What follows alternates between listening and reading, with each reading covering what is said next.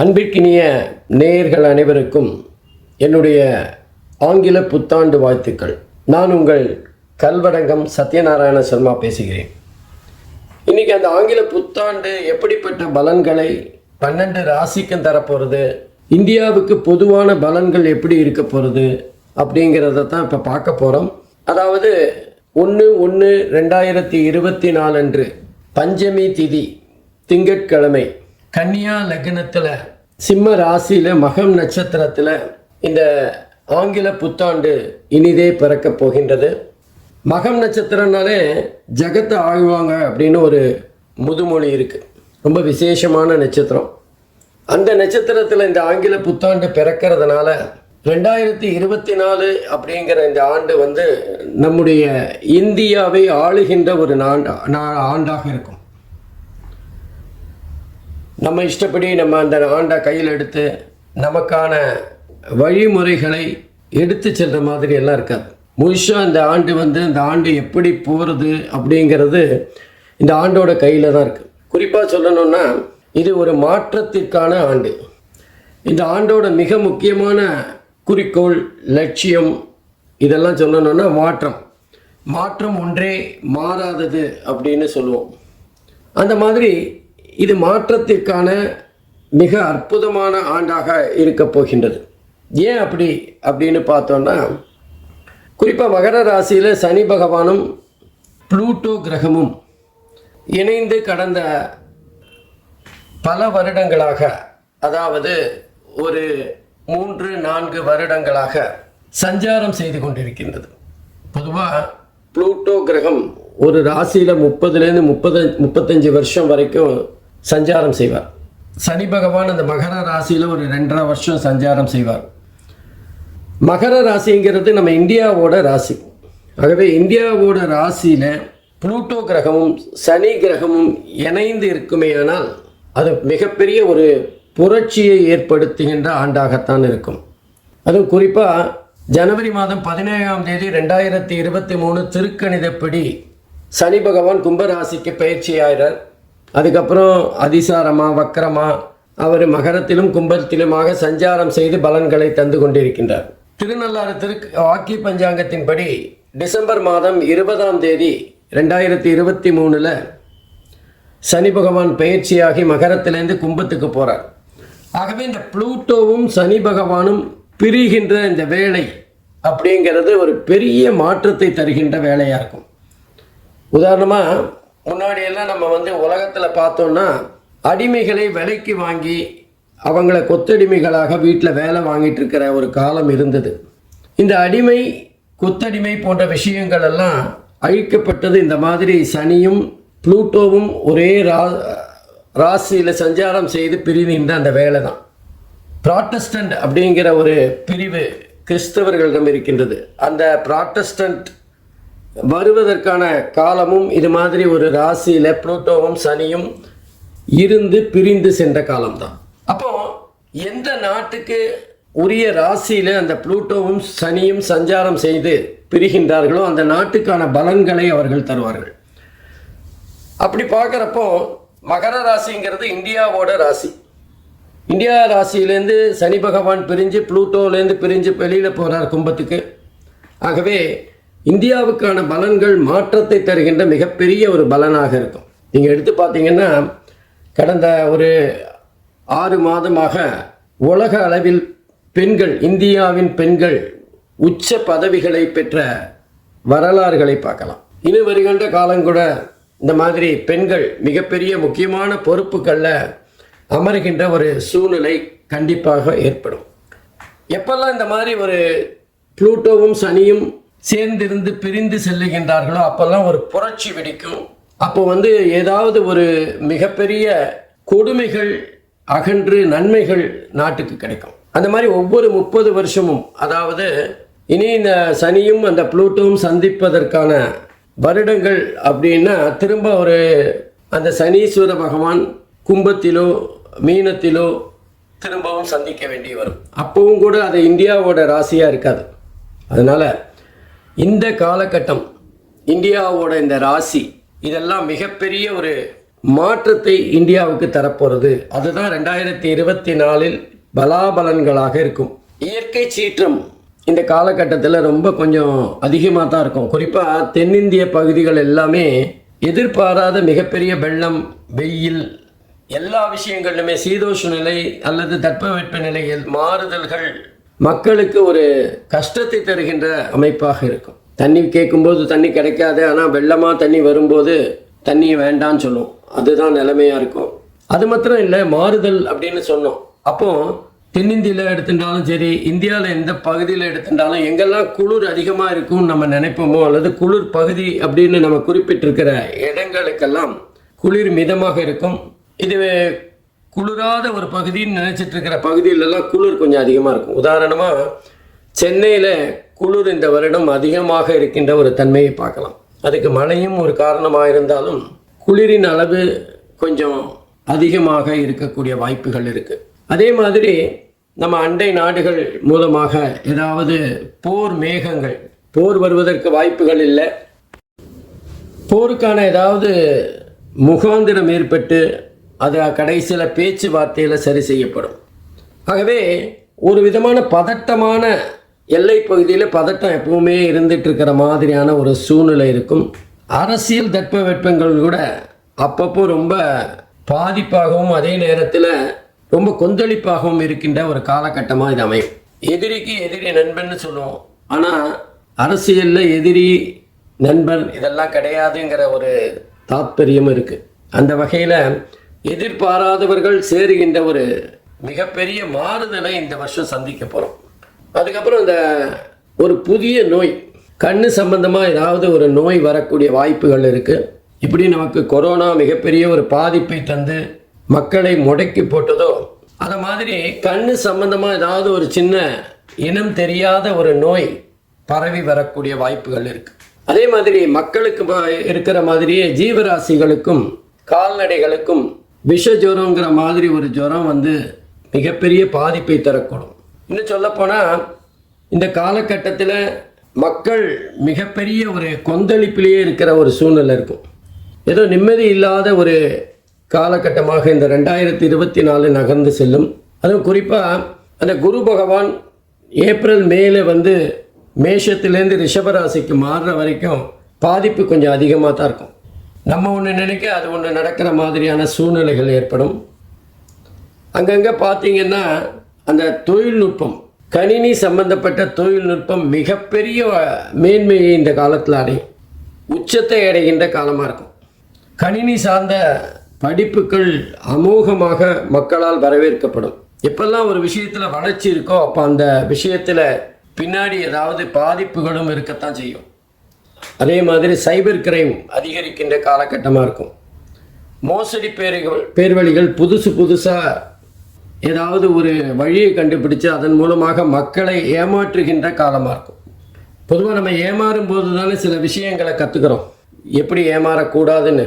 ஆகவே புதிய புதிய கண்டுபிடிப்புகளுக்கு இந்த காலகட்டம் மிக அற்புதமாக இருக்கும். குறிப்பாக கணினி சார்ந்த துறைகள் உச்சத்தை தொடுகின்ற மேன்மையை பெறுகின்ற ஒரு காலகட்டமாக இருக்கும். இன்னும் சொல்லப்போனால் இதெல்லாம் கூட கணினினால் பண்ண முடியுமா அப்படிங்கிற ஒரு ஆச்சரியத்தை தருகின்ற வகையில் பல துறைகளுக்குள்ள இந்த கணினி மிகப்பெரிய தாக்கத்தை ஏற்படுத்தும். தொடர்ந்து நம்ம விவசாயம் பார்த்திங்கன்னா இந்த வருஷம் ரொம்ப அமோகமாக இருக்கும். ஆனாலும் நமக்கு மனுஷங்களுக்கும் ஜீவராசிகளுக்கும் இருக்கிற மாதிரியே அந்த பயிர்களுக்கும் ஏதாவது நோய்கள் வரக்கூடிய வாய்ப்புகள் இருக்குது. அதற்கான புதிய மருந்து கண்டுபிடிக்கின்ற காலகட்டமாக இருக்கும். குறிப்பாக மருத்துவத்துறையின் மிகப்பெரிய அறுவடையை இந்த வருஷம் நம்ம பார்க்கலாம். பல விஷயங்களுக்கு அவங்க வந்து முன்னுதாரணமாக இருப்பார்கள். பல விஷயங்கள் புதுசாக கண்டுபிடிக்கக்கூடிய காலகட்டமாக இருக்கும். மக்கள் வந்து நட்பாக வாழ்வதை விட்டுவிட்டு எதிரிகளாக வாழ்கின்ற ஒரு சூழ்நிலை ஏற்படும். யாருக்கு யார் எதிரின்னே தெரியாத ஒரு கட்டம். எனக்கு பிடிச்சவங்க இவங்க, உங்களுக்கு பிடிச்சவங்க இவங்க, ஆகவே நம்ம 2 பேரும் எதிரிங்கிற மாதிரி சம்பந்தமே இல்லாமல் யாருக்காகவோ, கண்ணுக்கு தெரியாத யாருக்காகவோ இவர்கள் சண்டை போட்டுக்கொள்கின்ற, தினசரி பார்த்து கொண்டிருக்கின்றவர்கள் சண்டை போட்டு கொண்டிருக்கின்ற ஒரு அதிசயம் நடக்கும். இதெல்லாம் மக்களுக்கு புரியறதுக்கு கொஞ்சம் நாள் ஆகும். இந்த 2024 முழுவதுமாகவே ஒரு குழப்பமான ஆண்டாகத்தான் இருக்கும். எப்பவுமே நம்ம ஒரு மாற்றம் ஏற்படுகிறதுனா அதுக்கு முன்னாடி மிகப்பெரிய குழப்பம் இருக்கணும். ஆகவே குழப்பத்துக்கு பிறகு அந்த குழப்பத்துக்கு விடையாக மிகப்பெரிய ஒரு மாற்றத்தை சந்திக்கின்ற ஆண்டாக இருக்கும். ஏற்கனவே சொன்ன மாதிரி மாற்றம் ஒன்று தான், மாற்றம் இல்லாதுன்போம். அந்த மாதிரி நிறைய மாற்றங்களை சந்திக்கின்ற ஆண்டாக இந்த ஆண்டு இருக்கும். எது எப்படியானாலும் மக்கள் மிகப்பெரிய பாதிப்பை பெற்றாலும் முடிவில் சுபம், சினிமாவில் சுபம்னு போட்டு நல்ல சந்தோஷமான சூழ்நிலை ஏற்படுத்துகிற மாதிரி இந்த 2024 இறுதி சில மாதங்களில் ரொம்ப ரொம்ப ரிலாக்ஸ்டாக மக்கள் சந்தோஷமாக இருக்கின்ற ஒரு காலகட்டமாக இருக்கும். ஆகவே இந்த 2024 மக்கள் எல்லாம் பெற்று எல்லா வகையிலும் முன்னேற்றங்களை அடைவதற்கு இறைவனை பிரார்த்திக்கின்றேன். ஒவ்வொரு ராசிக்கும் எப்படிப்பட்ட பலன்களை தரப்போகிறதுங்கிறத பார்க்கலாம். அன்பிற்கினிய கும்பராசி என்பர்களே, இந்த 2024 எப்படிப்பட்ட பலன்களை கும்பராசி அன்பர்களுக்கு தரப்போகிறது அப்படின்னு தான் பார்க்க போகிறோம். கும்பராசி அன்பர்களுக்கு 2024 புத்தாண்டு வாழ்த்துக்கள். அந்த 2024 காலகட்டங்களில் இந்த வருட கிரகங்களான சனி, குரு, ராகு, கேது எப்படிப்பட்ட அமைப்பில் இருக்கோ அது சம்பந்தமாக பலன்கள் மாறக்கூடிய வாய்ப்புகள் இருக்குது. பொதுவாக இந்த 4 கிரகங்களை சுற்றி தான் பலாபலன்கள் பெருசாக இருக்கும். கும்பராசியை பொறுத்தவரை ஜென்ம ராசியில் சனி பகவான் சஞ்சாரம் செய்கின்றார், ஆட்சியாக இருக்கின்றார், தன்னோட சொந்த வீட்டிலே இருக்கார். அது ஒரு விதத்தில் நல்லது தான். தொடர்ந்து 2வது வீடு என்று சொல்லப்படுகின்ற பாக்கியஸ்தானம், தனஸ்தானம், குடும்பஸ்தானத்தில் ராகு பகவான், ராகுவும் குருவோட வீட்டிலே இருக்கார். 3வது இடம் என்று சொல்லப்படுகின்ற முயற்சி ஸ்தானத்தில் குரு பகவான், அஷ்டமஸ்தானம் என்று சொல்லப்படுகின்ற 8வது இடத்துல கேது பகவான் அமர்ந்து பலாபலன்களை தர இருக்கின்றார். பொதுவாக கும்பராசியை பொறுத்தவரை இந்த புது வருடமானது ஏதோ ஓரளவுக்கு பரவாயில்லை அப்படிங்கிற மாதிரி தான் பலன்கள் இருக்கும். எடுத்த காரியங்கள் எல்லாம் ஒரு தடங்கள் இருக்கக்கூடிய வாய்ப்புகள் இருக்கு. 3 அடி முன்னாடி போனால் 2 அடி பின்னாடி வருகின்ற ஒரு நிலைமை தான் இருக்கும். குறிப்பாக ஜென்ம ராசியில் சனி பகவான் உடல் ரீதியாகவும் மனோ ரீதியாகவும் கொஞ்சம் அசதிகளையும் அதே நேரத்தில் ஒரு சோம்பேறித்தனத்தையும் ஏற்படுத்தி விடுவார். இதெல்லாம் பண்ணணுமா, நம்ம இதை பண்ணி என்ன போகிறது, பெரிய லாபம் ஒன்றும் இல்லையே அப்படிங்கிற ஒரு தயக்கத்தை உருவாக்குவார். அது வியாபாரமாகட்டும், தொழிலாகட்டும், வேலையாகட்டும், எல்லா இடத்திலுமே ஒரு விரக்தி மனப்பான்மையுடன் செயல்படுகின்ற ஒரு சூழ்நிலையை தந்து விடுவார். ஏன்னா நம்ம வேலை பார்க்கறதுக்கு ஏற்ற வருமானம் இல்லைன்னா அதில் ஒரு இன்ட்ரெஸ்ட் இல்லாத சூழ்நிலை தான். அதே நேரத்தில் உடல் ரீதியாகவும் கொஞ்சம் டயர்ட் ஆகிற மாதிரி ஃபீலிங். பொதுவாக நம்ம 8 மணி நேரம் கஷ்டப்படாமல் வேலை பார்த்தவங்க இப்போ 5 மணி நேரம் வேலை பார்க்கும்போதே கொஞ்சம் டயர்ட் ஆகிற மாதிரியான ஒரு உடல் தளர்ந்து விடும். அதே நேரத்தில் கடுமையாக உழைக்க வேண்டிய சூழ்நிலையும் ஏற்படும். வியாபாரம் இப்போ தான் பிக்கப் ஆகிற மாதிரியான ஒரு தோற்றத்தை தரும். அல்லது நம்ம வியாபாரத்தில் நம்ம கூட வேலை பார்க்குறவங்க சில நாட்கள் வராததுனால அவங்களுக்கோட வேலையும் சேர்த்து நம்மளே பார்க்கக்கூடிய கட்டாயம் ஏற்படும். பொதுவாக இந்த கும்பராசி என்பர்களுக்கு சனி பகவான் இந்த மாதிரி கொஞ்சம் உடல் அசதியையும் உடல் ஆரோக்கிய குறைபாடுகளையும் அலைச்சலையும் தருவார். அலைச்சல் மாத்திரம் இல்லை, உடல் ரீதியாக அலைச்சலை தருகின்ற அதே சனி பகவான் மன ரீதியாக உளைச்சலையும் தருவார். இது என்ன ஆப்போறதோ, எப்படி ஆப்போறதோ அப்படிங்கிற ஒரு கவலை. பொதுவாக சனி பகவான் தருகின்ற அனைத்து பலன்களும் முடிவில் சுபமாக முடிஞ்சிடும்னாலும் அதை அனுபவிக்கின்ற நேரத்தில் கொஞ்சம் கஷ்டமாக தான் இருக்கும்.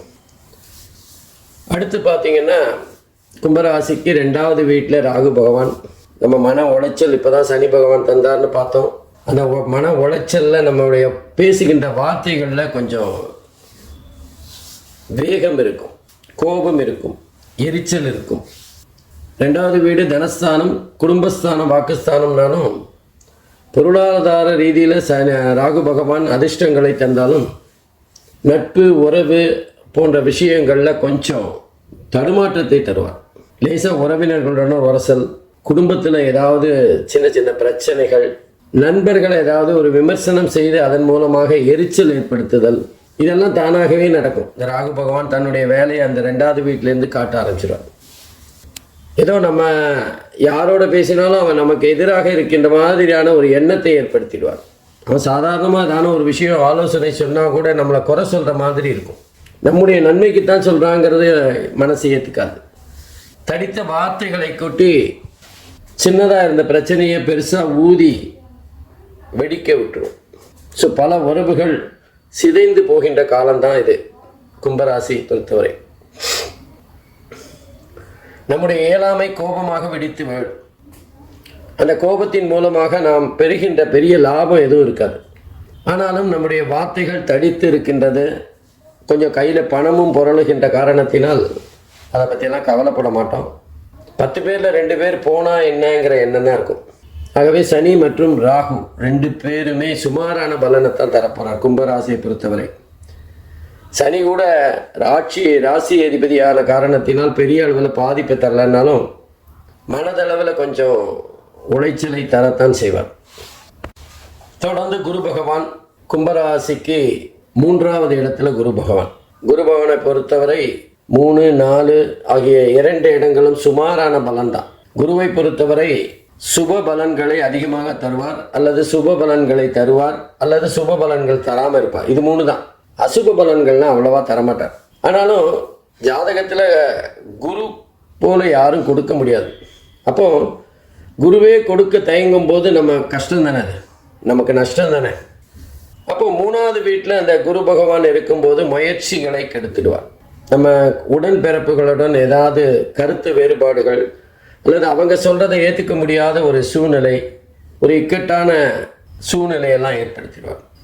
3வது இடம் என்பது சகோதர ஸ்தானம் மட்டும் இல்லை, நம்முடைய முயற்சிகள், புதிய புதிய முயற்சிகளை செய்யலாமா வேண்டாமாங்கும்போது இதெல்லாம் சரியாக வராது, நேற்றுக்கே இப்போ 2 தடவை தோத்துட்டோம், இன்னும் 3ஆவது தடவை தோக்கிறதுக்கு திராணி இல்லை அப்படிங்கிற ஒரு பயம், தயக்கம் குரு பகவான் நம்மளை முன்னேற விடாமல் தடுத்து விடுவார். அந்த பயமானது நம்ம காப்பாற்றுறதுக்கா இல்லை நம்மளோட வளர்ச்சியை தடுக்கிறதுக்கா அப்படிங்கிறது நமக்கே தெரியாது. முயற்சி செஞ்சால் தானே அதோட முடிவு தெரியும். ஆகவே இந்த குரு பகவான் 3வது இடத்துல இருந்து ஓரளவுக்கு தடை கற்களாக இருக்கிறத தான் பார்க்கலாம். பண விஷயத்தில் நம்ம கொடுக்க வேண்டியவங்க நம்ம கைத்து நெரிப்பாங்க, அதே நேரத்தில் நமக்கு வர வேண்டியவங்க நம்ம கண்ணிலேயே பட மாட்டாங்க. கணக்கு புக்கில் பார்த்தோன்னா நம்ம நல்லா சம்பாதிச்சிருக்கிற மாதிரி தான் இருக்கும், லாபம் நிறைய இருக்கிற மாதிரி தான் இருக்கும். ஆனால் கையில் பணம் பொருளாது.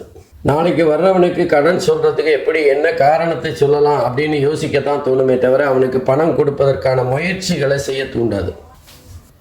ஆகவே லேசாக நம்முடைய தடுமாற்றம் உண்மைக்கு புறம்பாக மாறுகின்ற ஒரு இடமாற்றமாக மாறிடும். ஆகவே இந்த கும்ப ராசியை பொறுத்தவரை குரு பகவானோட இருப்பிடம் அவ்வளவு ஸ்லாகியம் இல்லை, அவ்வளவு பெரிய நன்மைகளை தந்து விடாது. கடைசியில் எப்படி இருந்தாலும் குரு பகவான் காப்பாற்றிடுவார்னாலும் கொஞ்சம் 3வது இடத்துல இருக்கிற குரு பகவான் நமக்கு கொஞ்சம் எதிர்மறையாக செயல்படுற மாதிரியான ஒரு சூழ்நிலை தான் இருக்கும். உண்மையிலேயே குரு பகவான் கெடுபலன்களை தரமாட்டார். ஆனால் நடக்கிறதெல்லாம் பார்க்கும்போது நம்மளை முன்னேற விடாமல் செய்கின்ற போது அது கெடுபலனாக தானே எடுத்துக்கணும். அடுத்து கடைசியாக கேதுவும் அஷ்டமஸ்தானத்தில் போய் உட்காந்துருக்கார். கும்பராசியை பொறுத்தவரை 8வது இடத்துல கேது பகவான். 8வது இடத்துல எந்த கிரகமாக இருந்தாலும் அது நல்ல பலன்களை தரப்போறதில்லை. 4, 8, 12 ஆகிய இடங்கள் நம்முடைய தசாபுக்திகளுக்கு எதிரானதாக இருக்கும். தசாபுக்தி 4, 8, 12 தசாபுக்திகள் நடக்கும்போது நம்ம கஷ்டங்களை அனுபவிக்கின்ற காலமாக இருக்கும். அப்போ 8வது வீட்டு அந்த கேதுவோட அஷ்டமஸ்தானத்தில் இருக்கிற கேதுவோட தசாபுக்தி நடக்கிறவங்க கொஞ்சம் கவனமாக இருக்கணும். அவமானங்கள் வரலாம், கௌரவ குறைச்சல் ஏற்படலாம், நம்மளோட மதிப்பு நமக்கு மிக முக்கியமானதாக இருக்கும். தன்மானம் அப்போ தான் ரொம்ப சூடாக எந்திரிக்கும். அவமானப்படுகின்ற காரணத்தினால் அது நம்ம பேச முடியாத ஒரு சூழ்நிலை ஏற்படும். சில சமயங்களில் நமக்கு அதுக்கும் சம்மந்தம் இல்லாமல் இருந்தாலும் நம்ம விமர்சிக்கப்படுவோம். நமக்கு கீழே இருக்கிறவன் வேலை பார்த்து தப்பாக வேலை பார்த்துருப்பான், அந்த போய் நம்ம மேலே வந்து அவன் சரியாக செய்யாததுக்கு நம்ம தான் பொறுப்புன்னு காட்டுவான். நாளைக்கு அவன் நல்லா பண்ணும்போது அந்த பாராட்டு நமக்கு வராது. அவன் தப்பாக செய்யும்போது அதோட கஷ்ட காலங்கள் நம்ம மேலே விடியும்.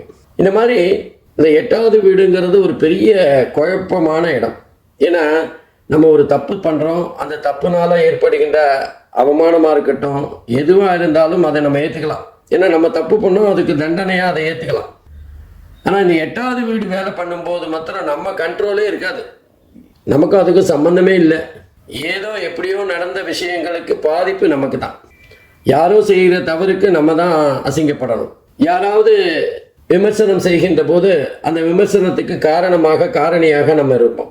ஆகவே இந்த அஷ்டமத்து சனி அதில் கேது இருக்கும்போது கொஞ்சம் மன முளைச்சல், மன கஷ்டம், என்ன பண்ணுறதுன்னு தெரியாமல் ஒரு தவிப்போம் பார்த்தீங்களா, அந்த மாதிரியான ஒரு நிலைமை தான் இருக்கும். ஆகவே இந்த கும்ப ராசியை பொறுத்தவரை இந்த புத்தாண்டு ஆனது வருட கிரகங்களான சனி, ராகு, கேது, குரு 4மே ஓரளவுக்கு சுமாரான பலனை தான் தரப்போகிறார். அதில் சனி வேணால் விட்டுறலாம். ஏன்னா சனி கும்பராசிக்கு அதிபதி, 12வது வீட்டுக்கு அதிபதி. அவர் ஜென்ம ராசியில் இருக்கிறதுனால கொஞ்சம் அலைச்சலை தருவார், வேலையில் ஏராளமான வேலை பழுவை தருவார், அவ்வளோதான். பட் மற்ற 3 கிரகங்களும் நம்மளுடைய மனசை பாதிக்கிற மாதிரியான பலாபலன்களை தரப்போகிறார். அதனால் கொஞ்சம் எச்சரிக்கையாக இந்த ஒரு வருஷத்தை கவனமாக கையாண்டா கும்பராசி என்பவர்களுக்கு சிறப்பானது. எதை கண்டும் தயக்கமாக இல்லாமல் பயப்படாமல் இருந்தால் பல விஷயங்களை சமாளிக்கலாம். நன்றி, வணக்கம்.